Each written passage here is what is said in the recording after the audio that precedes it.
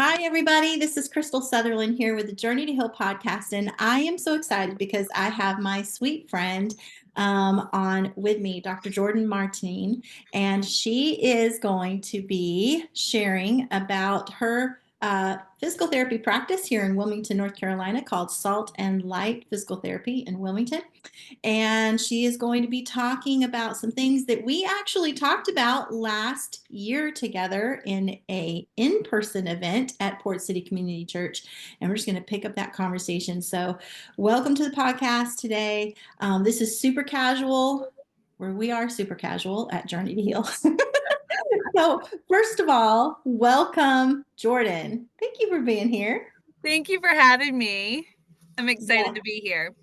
Yes, I'm so grateful. So Jordan, you were, when we were just getting ready to come on, you were telling me that you are trying to balance all of the things as a entrepreneur, as a mom, a wife, just so many. Your life is really full and busy right now, isn't it? It is, and I just try to remind myself I prayed many years for this life, and I am thankful that God has provided me with two beautiful boys and a husband, and so I am leaning on Him for strength in this season, and also prayed for this business, and so, but yes, I do feel like He's equipping me. But it is a little crazy at the moment. My youngest son hasn't started daycare, so my husband and I are balancing an infant with both working jobs. So, but we're doing it, and we have child care starting in a few weeks. So it's good. Oh, yeah. Childcare is good. Childcare is Yes. good. It's also wonderful. I think that it's just beautiful that you and your husband have been able to work your schedules around being able to have your kiddos at home and with Yeah. you, all of those things. I just think that's so good because those early years are so important and they need that time with their parents. And it's just a beautiful thing. I love that. Definitely a blessing. Yeah. Yes, yes. So, I think it'd just be good. I've kind of given a little bit of an introduction, and I think one thing for our listeners today, I just want you guys to know. So, last year, I think it was about this time last Yeah. year, we hosted a an event called Conversation of Hope, and it was basically for family members of survivors of sexual abuse. And then we did a follow-up event that really kind of honed in on the physical effects of abuse. There was quite a turnout for the first and then also for the second in relation to physical effects of abuse, and just a lot of questions and things like that that stem from that. And we felt like it was just a really good idea to revisit some of that and encourage you, our listeners, to really take note of the resources that are available to you if you are experiencing in your healing journey, if you are experiencing physical manifestations of trauma. And just, I think education is so helpful in the healing process. And that's what Jordan's here to do today, is just to help educate on some of these um, uh, physical effects of abuse, and how it can show up in the body, and then also resources that are available to you, and really what physical therapy, the role that physical therapy can play in someone's healing journey. So with that introduction, there's still so much I would love for our listeners at Journey to Heal, Jordan, to just know. Tell us a little bit more about you yourself, your practice. How long have you been practicing physical therapy, and tell a bit about your family, and just kind of how did Salt and Light Studio come to be? Yes. So I am, of course, Dr. Jordan Martine, and I'm the owner of Salt and Light Physical Therapy and Wellness. And I launched that business. I'm a year, about a little over a year into that, January 2024. Um, I'm a double board certified physical therapist, meaning I've done continuing education and sat for really long exams twice, one for orthopedics and one for women's health. And And so, yeah, so I've been practicing now. I'm going into my 11th, it'll be 11 years in May that I've been a physical therapist. And I've been specializing in pelvic health, world of pelvic health. I used to treat men and women. Now I just treat women. But I've been doing pelvic rehab for about 6.5 years now. Um, so that is definitely my passion. It is part of my lineage. Those that have listened to me speak before, I credit my mother. She is a midwife and now a women's health nurse practitioner. And so I credit her for kind of planting the seeds, and God just has utilized my mom and our family to provide us with the gifts of healing for women. And so I just feel like I'm living into my gifts that God has called me into, to do my redemptive work in the kingdom. So that is really kind of how Salt and Light came to be. As I was wanting more, I always had the entrepreneur side in me and knew that I was going to open my own business. And when I had my first child, Remington, he's 3 now. When I had him, it's like I birthed something else in me, and the Holy Spirit started stirring that desire to want more for my family, and to also just to really start to provide the services that I feel called to provide, and do the work that I feel that God has called me into. And so that's when I started. It took me about 2 years to kind of get my to tame down the fear. There was a lot of fear. I had to work through that, and really trust God's leading me in the right direction. But it took about 2 years from the time that Remy was born until I launched. And then now I'm a little over a year into it. And I feel like God keeps just affirming that I'm on the right path, and He's putting the right people in place. I've hired another physical therapist who is working alongside of me now. Her name's Dr. Beth Trinker, and she's awesome. And I have an administrative assistant, Allie Sanders, as well. So I'm starting to build a team around me so that I can continue to grow the services and offerings that I'm able to provide for our community. I love Yeah. that. I Yeah. love that. That is so good. So I think it's just so important for people to hear, that background, and to know, especially those that are local, those of our friends that are local to Wilmington, North Carolina, or the surrounding areas, just to know that you are here, you are a resource available to them, and just to get a little bit of your backstory. I Yeah. love that. So, you know, I um, I know that you work primarily with women, right? Yeah. That is your focus, working with women, and that is what pairs with us very well too, because we are also a women's ministry, and we have had the privilege of working together on a few, or collaborating on a couple different events and opportunities, really to be able to educate both the public, excuse me, but also survivors of sexual abuse. We've done some stuff at Port City together, and we've had you on one of our panels, few of our panels actually, and Yeah. then we've had you come and speak at our ministry team retreat, and so just a lot of good. And I know that some of the women that we serve have connected with you, or some of the women that are on our team have connected with you, and some of the women we've served have connected with you as well. Um, but I know you don't primarily work with just survivors of sexual abuse, right? Mhm. You work for all women, helping all women, whatever that it is that they might be struggling with, that they would need to see, and seek out your services. But my question is how, how often would you say that you encounter women who are searching for help, who have experienced sexual abuse? Yeah.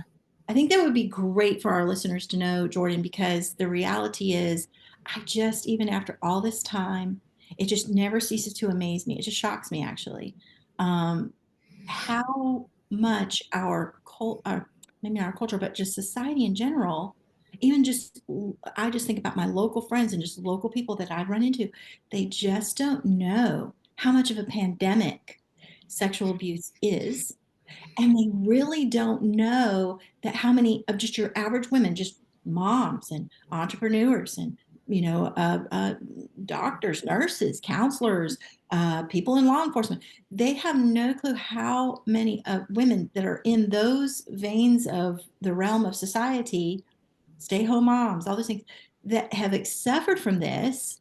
Yeah. And I can't tell you how many times, someone will say, "Oh, what do you do? What is Journey to Heal about? What is that about?" And I'll tell them, and the responses I get are, "Oh, do you provide like transition care for people coming out of human trafficking?" And I'm just like, they associate sexual abuse with people who have experienced human trafficking. And while that is truth, right? Yes, Mhm. women who have experienced human trafficking or find themselves in a situation, yes, they either are being sexually abused or they have been sexually abused. Yeah. That is not who necessarily the all of those who have experienced that. And I think it just would, for those that are listening, it would help for them to know, what is your experience as a practitioner? Yeah. So I serve my niche areas are orthopedics, pelvic rehab, and then oncology care. And with that, now I pare down to just women. And so, with that being said, somebody might come to me for hip pain, right? It's just an orthopedic injury. Right. Um, but I can't ever take my pelvic health hat off with the knowledge that I have. And so, because they're just there for hip pain, I screen through kind of the pelvic floor dysfunction, and then if there's checking some boxes there, then I'll start to screen for trauma. And so, yes, they might enter my door as just an orthopedic patient, but they're oftentimes are a become a pelvic floor patient as well. And so, and they don't connect the dots, like they don't understand how it all works. So hopefully we're going to connect some dots for you guys today that are listening. But yes, it's very prevalent. It ebbs and flows depending upon my caseload, but I would say upwards to 75 to 80% of my patients that I work with, which is very high. And again, they might not be coming to me because of they're aware that they're a sexual trauma survivor, or that Right. they're aware that their trauma is contributing to their pain. But Right. then when I screen them, I screen everybody for trauma, because the likelihood of someone having had a trauma is very high. Like the statistic is 1 in 4 women. So 1 in 4 women, and that doesn't matter what mask they wear. That could be a lawyer, it could be a doctor, we're all human and we're all subjective to the fall, to sin. Right. And Right. because we live in this fallen world, no one gets unscathed. And Mhm.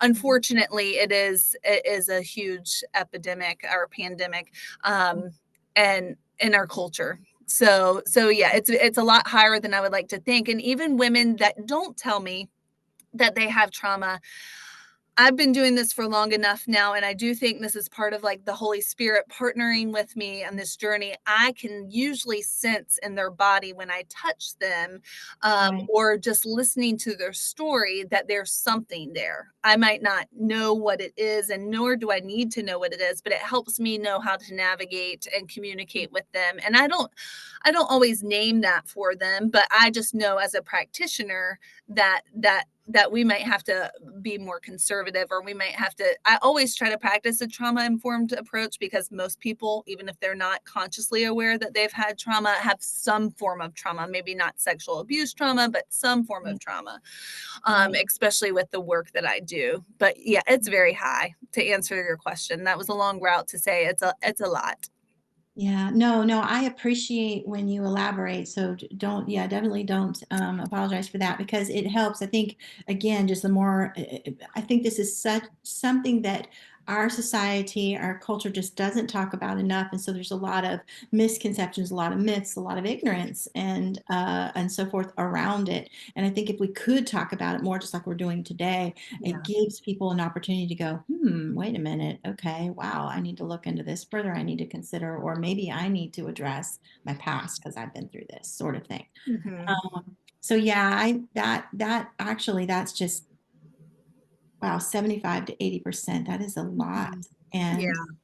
that is a lot. Wow. Um, Well, you know, I think the wonderful thing about it, and this is what I love about, I just got to pause and for a second just to say this. I love, love, love that your organization, that your business is founded on just biblical truth, Hmm. founded on Christ and your relationship with Him, and you bring Him into your practice. Hmm. And I remember when we met last year when you first launched and got started.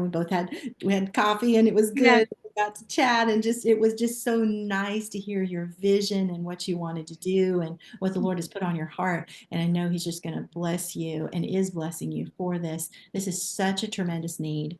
So I think there, some people might not really know.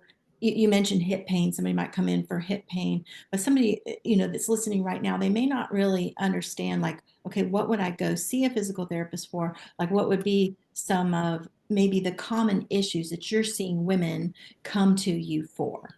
Yes, absolutely. That's a great question. So, specifically, like let's in the realm of pelvic rehab, that can look bowel, bladder, and sexual dysfunction. So, what that looks like is it could be urinary incontinence, so leakage of urine, urinary frequency, urgency, fecal incontinence, so leaking stool, constipation, hemorrhoids, IBS, IBD, which is irritable bowel syndrome. Okay. Dyspareunia, which is the medical term for pain with sex. Okay. I might see women prenatally when they're pregnant or postpartum after delivery. Specifically with my prenatal patients, if they know they've had a trauma and they're a sexual abuse trauma survivor, getting them in my office while they're pregnant can really help to ensure the success of a vaginal delivery. So there's a lot of things we can do to tamper down the nervous system as it responds to pain, and we'll get more into that. But those are painful bladder syndrome, endometriosis. Those are some of the more chronic conditions that I work with. Patients would seek out my services for those things. Scoliosis, orthopedic conditions, hip pain. About 75% of people with hip pain, women with hip pain, have pelvic floor dysfunction because it lives so close together. Right. Low back pain, SI joint pain, so more common. A lot of my patients have been to PT and it hasn't worked for them, but oftentimes they're missing that PT is missing the pelvic floor piece. And so they've done what they could with approach, and they're needing that internal approach to really get to the root cause of the problem. Right. Right. Right. Yeah. Yeah, I have, it's interesting. I remember when you shared this last year at the Conversation of Hope, I think light bulbs went off for a lot of women in the room. Yeah. Because and I know they did for me. I literally sat there as I'm listening to you going, oh my goodness, this explains a lot of different Mhm. things that I went through. And so I love that. We're having this conversation. I want to dive a little bit deeper here because I think for our listeners, so these are some of the common issues that women might come to you for. Like you say, irritable bowel syndrome, pain in sex, pelvic dysfunction, chronic back pain, and such. Um, I guess, how would you correlate for our listeners? How would you correlate some of these things like lower back pain and even pain in sex, even irritable bowel syndrome? Like, how would you correlate and different pelvic dysfunctions with sexual trauma? And before you answer that, I just want to say I really wish I would have known this information when I was coming out of my abusive situation. I remember being, you know, 17, 18, and somewhere in that range. I had just had Gabby, my daughter, my Mhm. oldest, and I was in college. My body had bounced back from having Gabby, but I was finishing up high school and then heading into college, going 90 miles an hour of being single mom, leaving my family home for a variety of reasons, and trying to establish, where I was going to live, what I was going to do, where Gabby and I were going to be, starting community college, working two different jobs. And I remember in the and I had a boyfriend at the time that was quite needy. We put it Mhm. that way. So it was just a whole lot of things all at once, and plus not really knowing that the trauma even needed to be dealt with, didn't have those words of trauma Yeah. or anything, had no words for any of what, happened to me for the last, like, 5 or 6 previous years. And so in the midst of that space, I remember severe muscle cramps underneath my rib cage, to the point I Mhm. had to go to the emergency room because I couldn't turn this way or this Yeah. way. And I had to go on muscle relaxers, and basically it was stress oriented, that sort of thing. But then for years after, for all the way up into my 30s, I struggled with lower back pain, like to the point where I would have to lay like flat on my back on the floor. I went to a chiropractor, once, because I was desperate. Like I just didn't know Yeah. what to do. And so, had I had this understanding to know, I could have went to a women's physical therapist. Yeah. Oh my goodness. And that it was related to the trauma. I mean, I could list out several other things, certainly pain and sex. That was Yeah. something, for sure.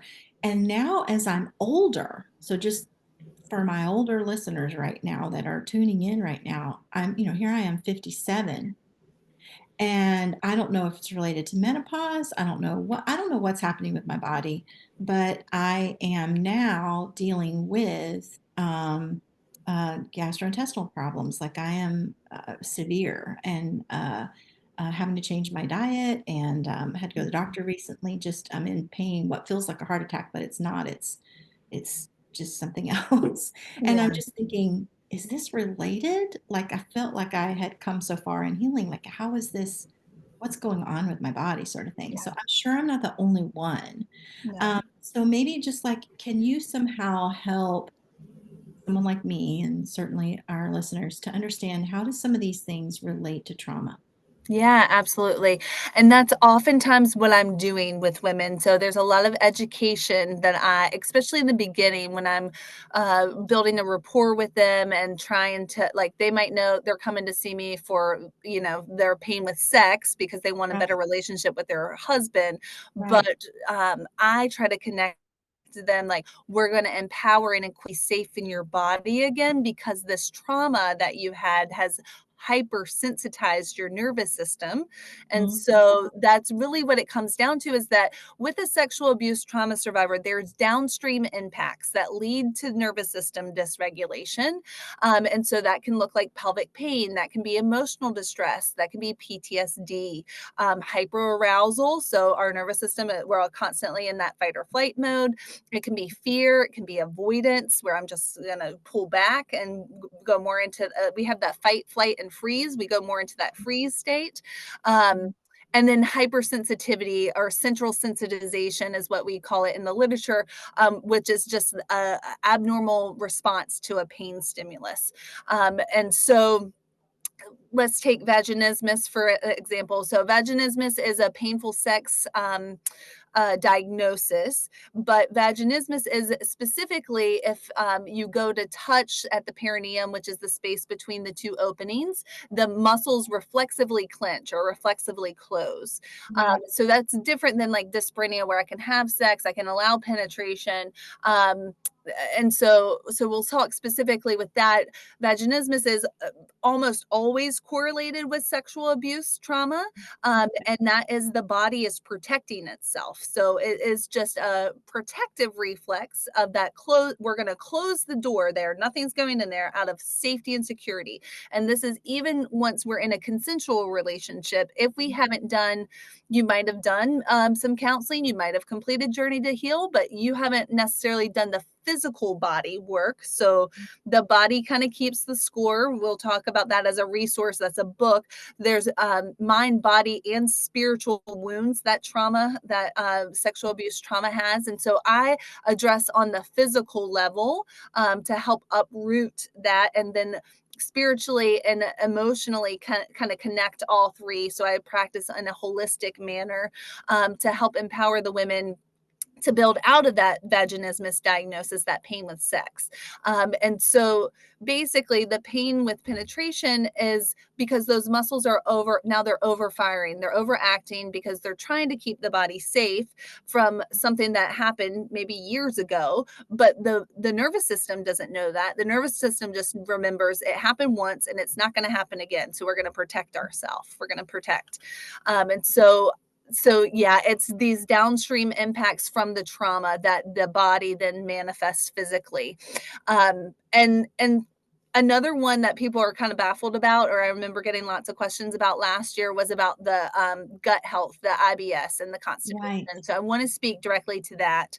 And that's also very supported in the literature, the connection between sexual abuse, childhood sexual abuse trauma specifically, and then the development of IBS in adulthood. So you have a childhood trauma, and then in adulthood, now we start to see IBS being diagnosed.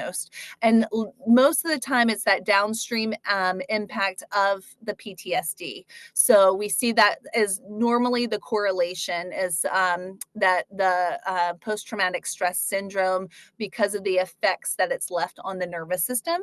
So I'm going to talk a little bit of pathophysiology. So it's going to sound really medical for a moment, but Okay, go for hang it. in there. Go for it.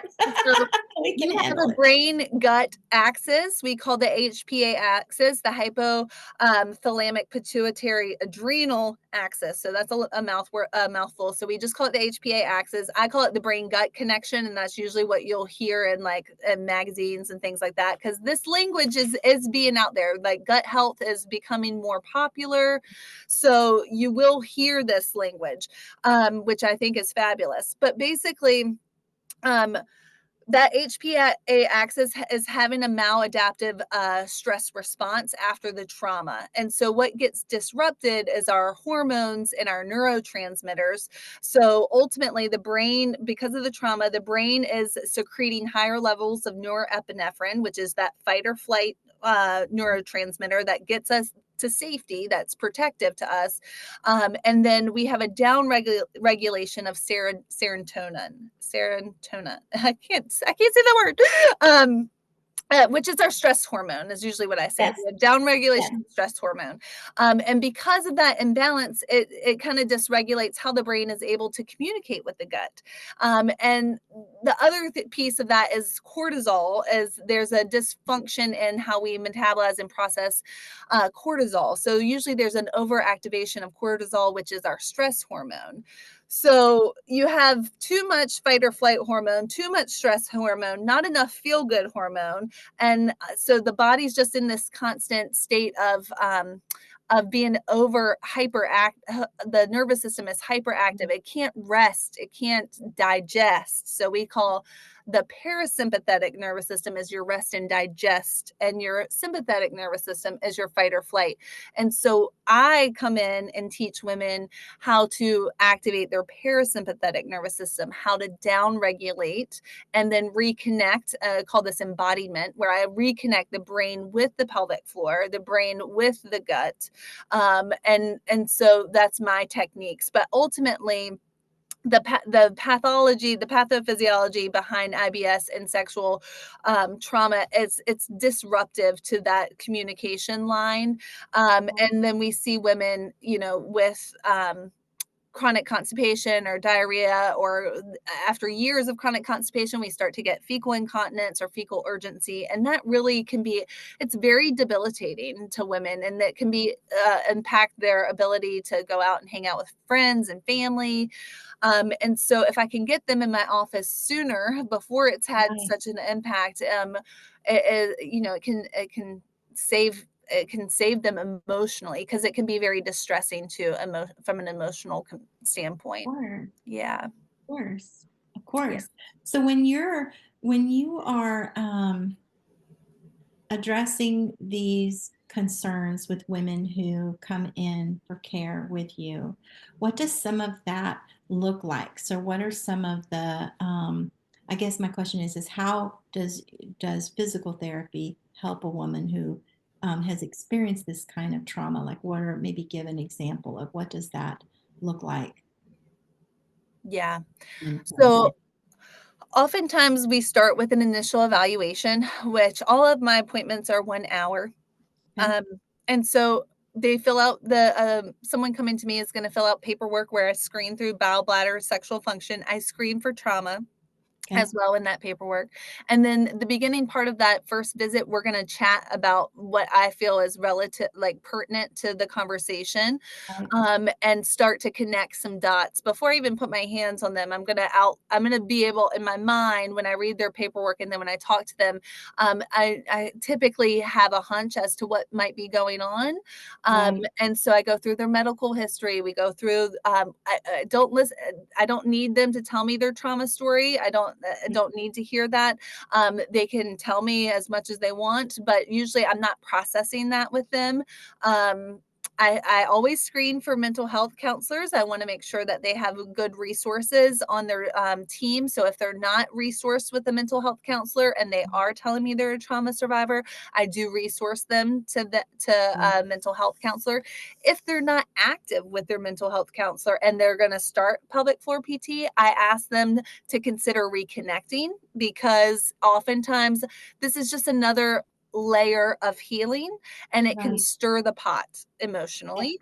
And Yeah. I want them to have a safe container for processing the emotional piece, whereas I'm going to be helping them digest the physical body piece, but I want them to have the mind and the body connection and a safe space to really talk talk out what might be coming up for them.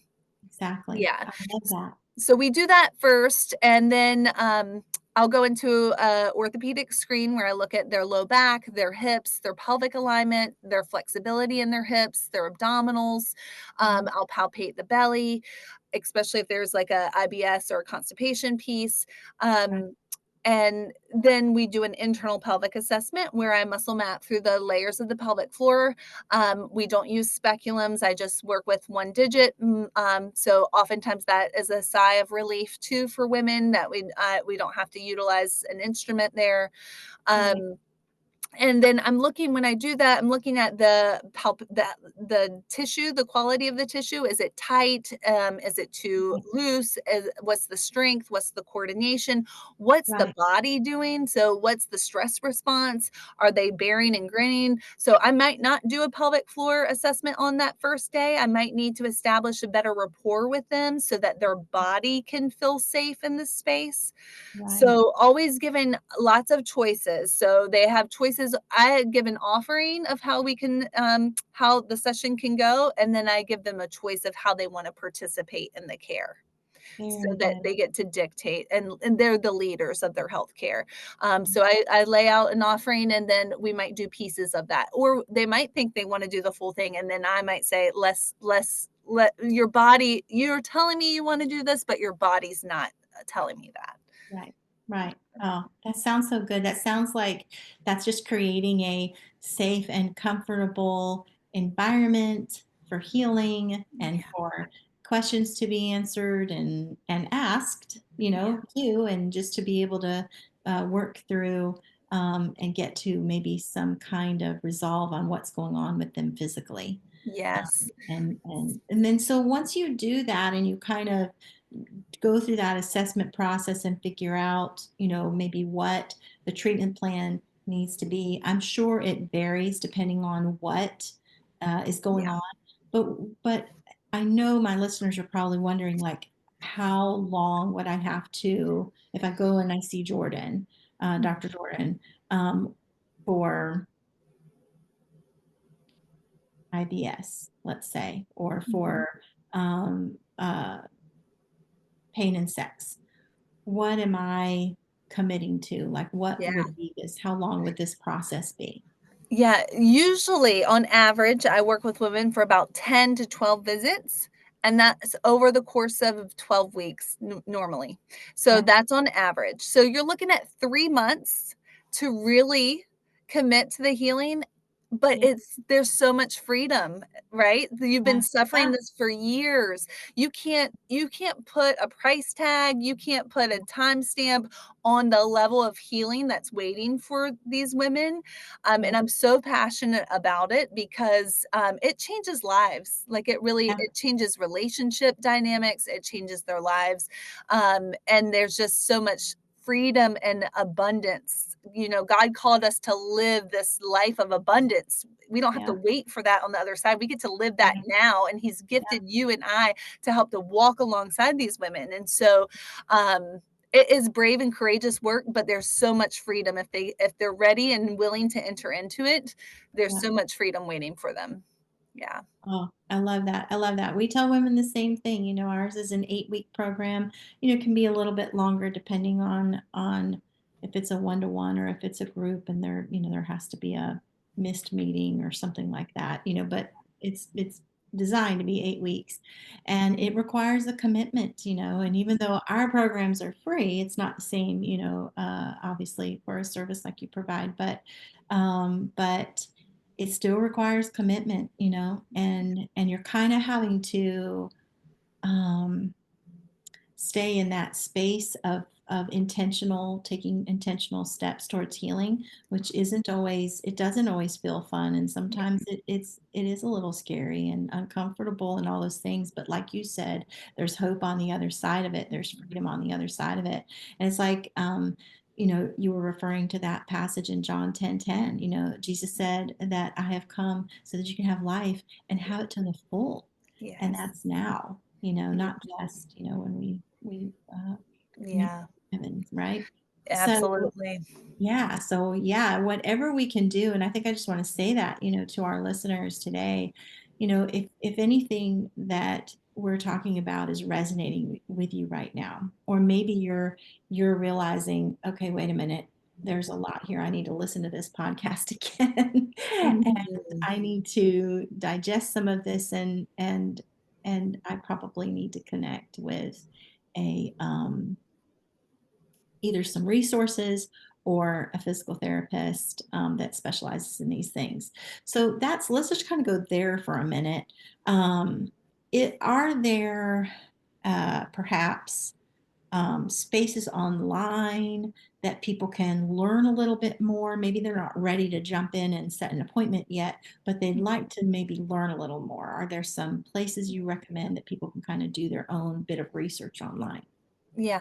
So I post free content on my social media platforms. Excellent. So I would definitely, if you have Instagram or Facebook, to connect with us there. On Instagram, it's at Salt and Light is spelled out, A&D Light PT. And I post daily. So there's definitely exercises. You'll see me demo exercises. Oftentimes they're sped up, so just be aware of that. They're normally not that fast, but because we have like the brain of a goldfish. You have 10 seconds Right. to convey your message on social media. Yeah. Try to keep it short, but I do videos. Me and Dr. Beth, we do videos, we do written content, so things you can read through, long form, short form. So I would say start there.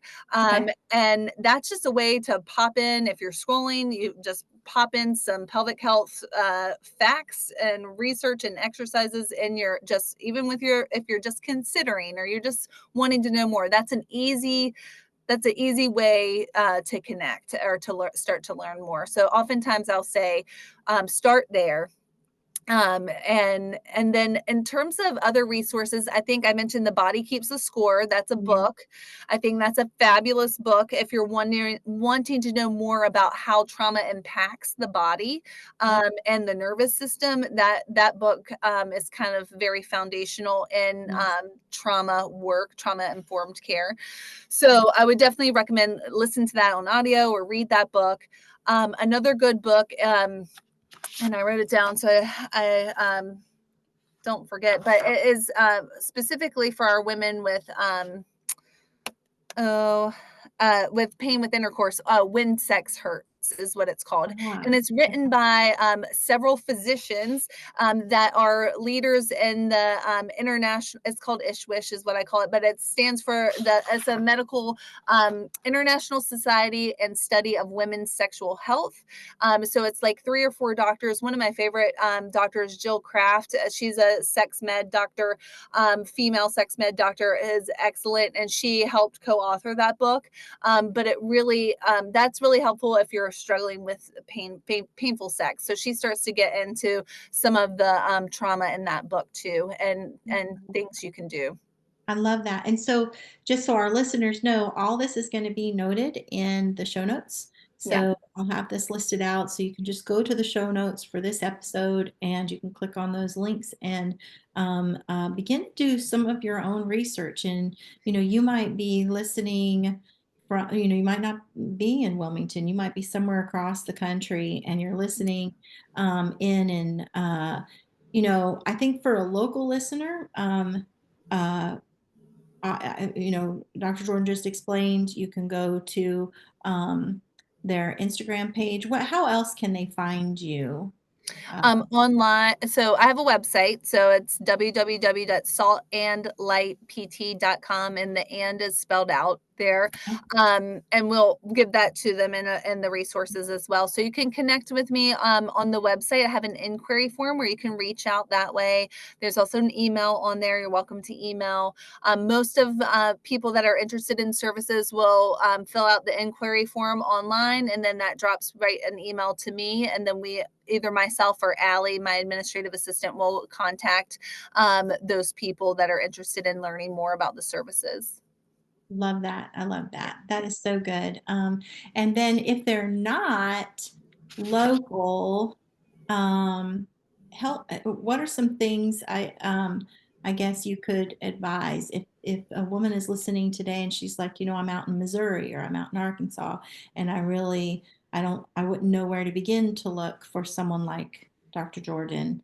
How Yeah. would I go about doing that? So I would say do a Google search, see what comes up. Then you really have to screen through the websites, and you're going to look at the language that they're using. So do they provide one-on-one care? So are you going to be working with just one provider? It's not kind to the nervous system of a trauma survivor to be passed off to multiple providers or within one session, or if they have a model where you're seeing a different physical therapist every time that you come, that's also not kind to the nervous system for a trauma survivor. With trauma survivors, we really want to build that safe container that requires a relationship and a rapport. And then you need to be able to co-regulate with that patient's nervous system. And if the patient can't co-regulate with the therapist, then it's not a good fit. So you have to look at what is the environment in. Is it a PT clinic that's popped up in a gym? That's becoming very popular now. And so I would not recommend a trauma survivor, in my opinion, any pelvic floor therapist, patient to be seen in a gym environment. But specifically, if you know you have trauma, you want to be mindful of what's the setting of the location. If it's in a gym where you can hear men grunting and throwing weights down, your pelvic floor is not relaxing. It doesn't matter. It doesn't matter what. Right. That's not going to happen. It's gonna be like this. So the environment really does matter, and our space here at Elevate is very I'm very mindful of the lighting. We don't use overhead lights like it's lightings on a dimmer. We have essential oils diffusing, typically lavender or something that's going to be more calming to the nervous system. So the language matters that they're using. You want to look for buzzwords like the manual therapy. Do they do hands-on? Do they do internal pelvic assessments? That's important. So some pelvic floor therapists now just have like a basic certification they did online. They might be a PT and then have a basic certification that doesn't allow them to do internal work. So they might only work externally.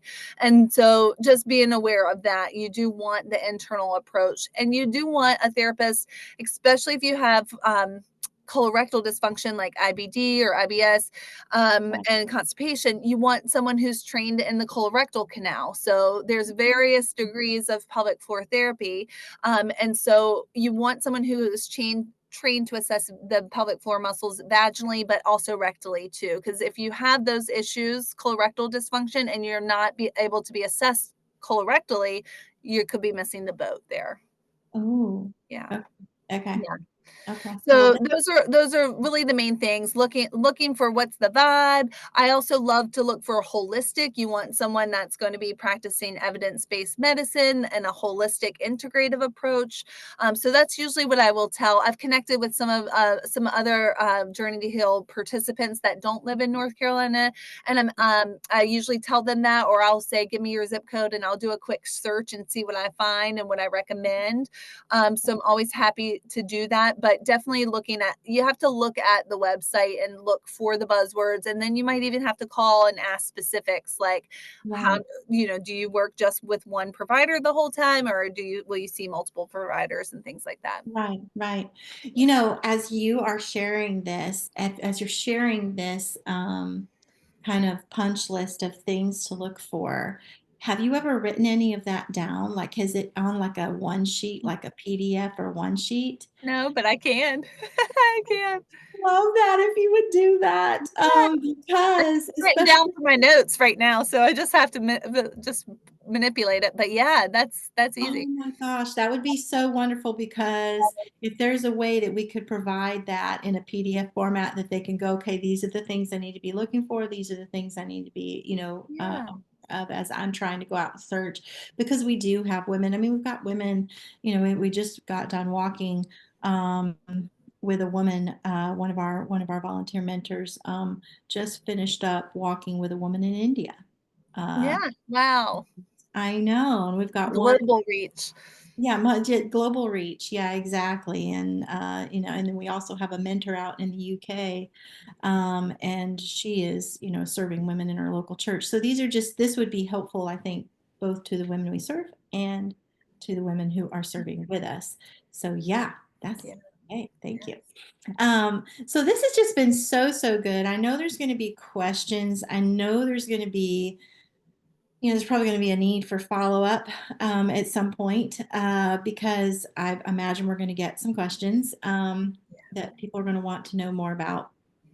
But I would just ask, Jordan, you've shared so much, and it's just good information. So helpful. It's educational. I've learned a lot just from our conversation here, but also just from previous conversations and spaces that you have been in. But what would you tell our listeners today? Like, what would be a word of encouragement or wisdom that you might give? That woman who is on the fence about taking care of herself physically, who is got a lot of fear around doctors, a fear around being touched, and or in those spaces, maybe she's had some bad experiences, even in doctor offices or so on and so forth. But the one who's she's on the fence, she's like, I don't know. Yeah. I know I need to deal with this, but I don't know. Yes. Say to So her. I would say if they're specifically local to Wilmington, we've just launched a free pelvic screen that I've made regularly available to I was doing it here and there, and now there's always going to be time on my calendar for a free pelvic screen. Dr. Beth is doing those currently. They're 30-minute screens where you can sign up right online, like you don't have to call. So just trying to make it a low barrier so people that are on the fence and maybe feeling brave for like 10 minutes can just go Right. there and do it. And there's no internal pelvic exam and those free pelvic screens. So it's just a way for these specific women who are interested, they want to learn more, they're not sure if they want the internal piece. It's a way for them to feel us out and to see if they like the space, if to kind of get a vibe for the healthcare provider that they might be working with. And then there's zero investment outside of your time, right? So Okay. I think that's just a great option. So if you're here local, locally. That's what I would say to you. And for those women that are not here in Wilmington, know that if you're in North Carolina, we do offer telehealth, so we can work together telehealth. But oftentimes we'll do some telehealth and then need to refer to a local To the provider for local. that hands-on piece. Um, but I would just encourage you, like I mentioned earlier, there's so much freedom and so much healing waiting. It is a brave and courageous work that you're entering into. But do know, you if you stay right where you are, you're just going to stay right where you are. But if you're willing to take that one next step further, God's going to meet you there, and he's going to provide the time and the resource tenfold. I do believe like that investment just gets handed right back to you. And so I just believe that there's so much healing and freedom waiting for these women, that can find the courage and the vulnerability to reach out for that next step. But yeah, I would say the free pelvic health screen Yes. is a great next step to take. Do it. Yeah, just do it.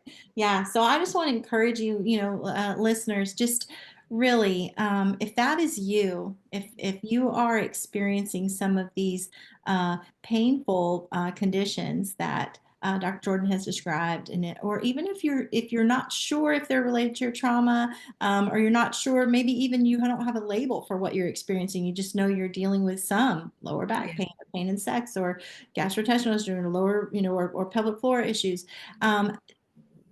What would it look like if you just went ahead and hopped on Dr. Jordan's website and went ahead and signed up for one of those free pelvic floor screenings? Or if you're not local, just go ahead and hop on our website and fill out an inquiry and just Yeah. get a consultation with Jordan, and ask some questions, and maybe start the journey through telehealth, um, and or take a look at ways that you can find someone local in your community, to begin to just take these necessary steps forward. I remember, goodness, I know it's hard. Believe me, friends, I know that it is hard to take that step of self-care, Mhm. because it feels vulnerable. It Mhm. feels very vulnerable. And when we've experienced sexual abuse, it's in one of our most vulnerable scenarios we could possibly be in as women. Um, Mhm. and so that can feel scary, just to be put in a vulnerable situation, whether it's a dentist office, or whether it's going to, your family doctor, or your women's doctor, and getting a regular checkup. All of it can feel vulnerable, but it's important to care for yourself. It's important to do it. And I remember that space of just feeling scared myself. And I had waited like 10 years from the time Isaac, my youngest, was born. Now, obviously, I went to all my prenatal, I went to all my doctor appointments, I went to all my follow-up appointments. That was fine because it was all related to him. And I was like, okay, I'm taking care of him, sort of thing. But after a point, I just didn't, because, again, even though I have three children, like, I've seen all kinds of doctors, but it messes with your head when you're distanced yourself from those appointments, and then you're like, oh, I don't want to do that again. And so you just begin to think of all the worst case scenarios and all the discomfort and everything, and then that just becomes, this big thing in your head, and you don't want to do it. But at the end of the day, if you don't, and I finally did. I finally went. I got all the things checked, and I went and had a mammogram, and I did all that. Yay, good. Oh, yay! And but at the end of the day, if you don't do that, then it's not caring for yourself well, and you're staying stuck in a problem, or you're neglecting what might be a problem that's building, and you could catch it early if you just. Yes. Yeah. And so I would just say to all of our listeners, listen, you guys, you're worthy. You deserve it. You deserve to take good care of yourself. God wants you to take good care of yourself. Your body is the temple of the Holy Spirit. And whether you're a believer or not a believer and you're tuning in right now, the Lord loves you. He handcrafted you. You are wonderfully and beautifully made, and He deeply loves you and has good plans for your life. So take those steps for yourself to self-care. It's not selfish, it's important. And especially if you have people in your life you're caring for, they need you and they need you to be in your best health. So go do the things, it'll be okay. And that's why we came on today, was to just shed light on this and encourage you. And I do believe God gives you back the time. Like, you might think, "I don't have time for this," and He works it out for you. Get out. So, a lot of the number one reason is time and finances that people don't go get help, but I do believe God will provide both for you. Yes. Yeah. Yes, he will. He will. He 100% will.